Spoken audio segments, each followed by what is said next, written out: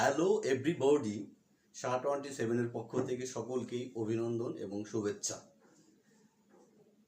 আজকের যে বিষয়টা আলোচনা হবে ফিউচার টেন্স নিয়ে। What is future tense, future tense কাকে বলে, কি কত প্রকার, এই বিষয় নিয়ে আজকে আমরা আলোচনা করব। ওকে বন্ধুরা, তো ফিউচার টেন্স আমরা আগেও বলেছি যে ফিউচার টেন্স বলতে কি বুঝি, কেন, কিভাবে। যে বাক্যের শেষে ব, বে বা বেন থাকবে আমরা ধরে নেব এটা ফিউচার ইনডিফিনিট টেন্স।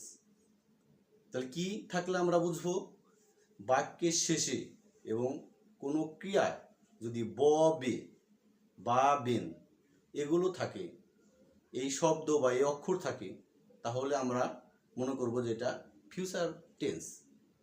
তো ফিউচার টেন্স কত প্রকার? 4 প্রকার। Future indefinite tense, future indefinite tense, future continuous tense, future perfect tense, future perfect continuous tense. তো তাহলে আমরা প্রথমে বলব ফিউচার ইনডিফিনিট টেন্স। প্রত্যেক বাক্যের প্রথমে কি থাকে? সাবজেক্ট। সাবজেক্ট মাঝে থাকে ভার্ব, লাস্টে থাকে অবজেক্ট। এটা ইংলিশের ক্ষেত্রে, আবার বাংলায় কিন্তু একটু ব্যতিক্রম। তো বাংলার দিকে না গেলাম, ইংলিশ যেহেতু বোঝানো হচ্ছে ইংলিশ বোঝাই। তাহলে আমি কি? Future indefinite subject, verb, object. যে বাক্যের শেষে ব, বে বা বেন থাকিবে তাকে ফিউচার টেন্স হিসাবে ধরা হবে। এটা যেমন আমি ভাত খাবো, কি স্বাভাবিকভাবে আমরা কি ফিউচার টেন্স বলবো। আমি সেখানে যাব, কি ব আছে। আমি নদীতে যাব, আমি সাঁতার কাটবো, আমি ফুটবল খেলবো, আমি হসপিটালে যাব, আমি কক্সবাজারে যাব। তাহলে ফিউচার টেন্স যেহেতু ব আছে, ফিউচার টেন্স এটাকে ধরতে হবে। তো এই টেন্সের আবার পার্থক্য আছে, ভাগ আছে। ফিউচার ইনডিফিনিট টেন্স, যেমন আমি ফুটবল খেলবো, আই শ্যাল প্লে ফুটবল। এটা কি?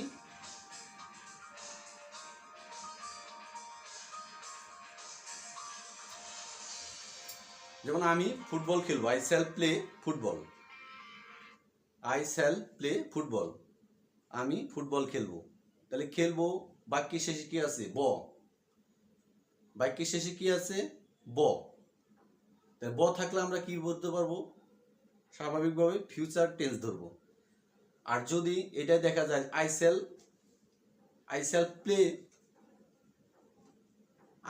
আই শ্যাল প্লে ফুটবল, তাহলে কি হবে? Future indefinite tense.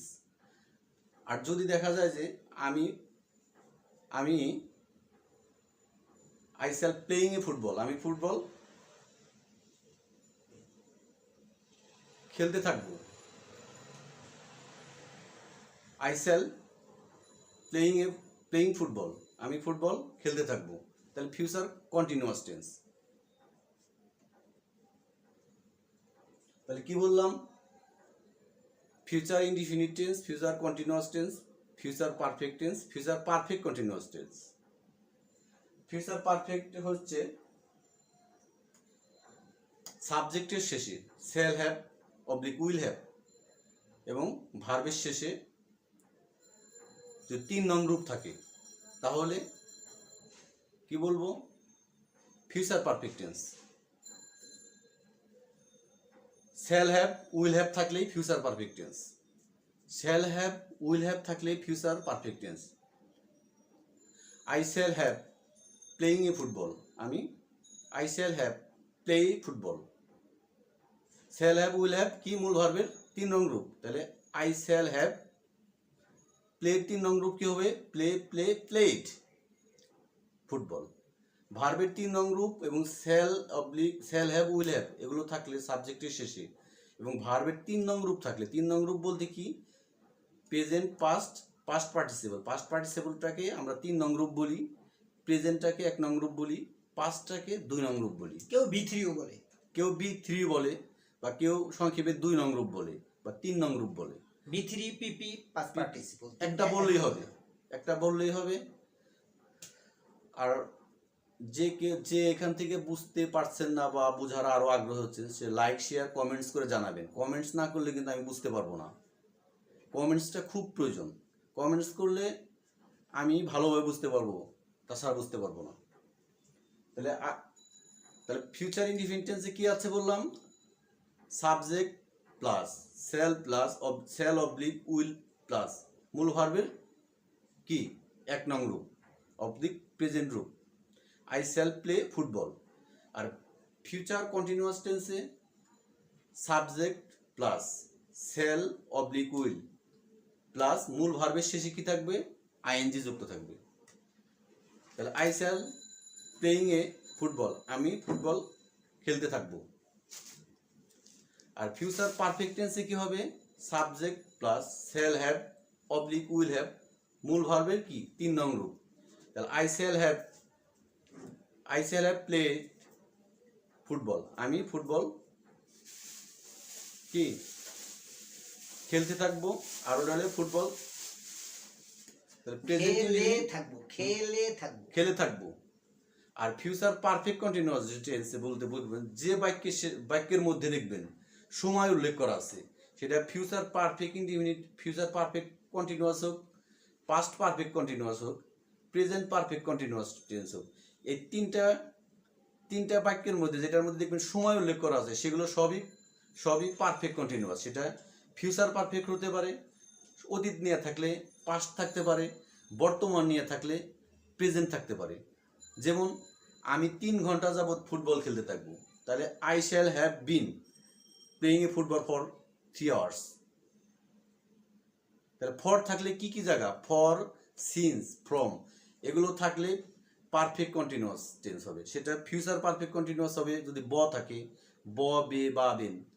যদি লাম, লে, ল, তাম, তেন থাকে তাহলে পাস্ট পারফেক্ট কন্টিনিউয়াস টেন্স হবে। আর এই দুইটা ব্যতীত যা থাকবে সময় উল্লেখ করা সেগুলো সব প্রেজেন্ট টেন্সের মধ্যে যাবে। ওকে বন্ধুরা, আমার যদি কোনো কথা বুঝতে আপনারা না পারেন তাহলে লাইক শেয়ার কমেন্টস করবেন। কমেন্টস করলে আমি বুঝতে পারবো যে এখানে আমি বুঝতেছি না বা আপনারা বুঝতেছেন না, কোনটা ভুল হচ্ছে কোনটা শুদ্ধ হচ্ছে বোঝা যাবে। কমেন্টস না করলে কিন্তু আমি বুঝতে পারবো না। কমেন্টসটা খুব প্রয়োজন। তাহলে আজকে আমাদের বিষয়টা ছিল কি? Future tense. তো ফিউচার টেন্সে আমি প্রথমেই কিন্তু বন্ধুরা বলছি যে ফিউচার টেন্সে প্রত্যেক বাক্যের শেষে ব, বে, বেন থাকবে। ব অক্ষরগুলা মাস্ট থাকবেই, ব অক্ষরগুলা মাস্ট কি থাকবেই। যেমন আমি ফুটবল খেলবো, আমি ফুটবল খেলবো, তাহলে খেলবো ব আছে। বাংলা বাক্যের শেষের অক্ষরটা ব থাকতেই হবে, ব থাকতেই হবে। ব ব্যতীত ফিউচার টেন্স কল্পনা করা যাবে না, ব থাকতেই হবে। যেমন আমি ফুটবল খেলবো, I shall play football. Future indefinite tense continuous হবে subject plus shall oblique will মূল ভার্বের শেষে আইএনজি যুক্ত হবে। শ্যাল বি অথবা উইল বি ভার্বে ING. Shall be will be মূল ভার্বের শেষে আইএনজি যোগ। I shall be playing a football, আমি ফুটবল খেলতে থাকবো। আর পারফেক্টে কি হবে? Shall have oblique will have মূল ভার্বের কি 3 নং রূপ বা পাস্ট পার্টিসিপল, যেটা আপনি বলতে পারেন করিয়া থাকবো, গিয়া থাকবো, খেয়ে থাকবো বা করিতে থাকবো। করিতে হবে না, করিয়া থাকিব বা করিতে থাকবো। কারণ আপনি লাস্টে যদি ব, বে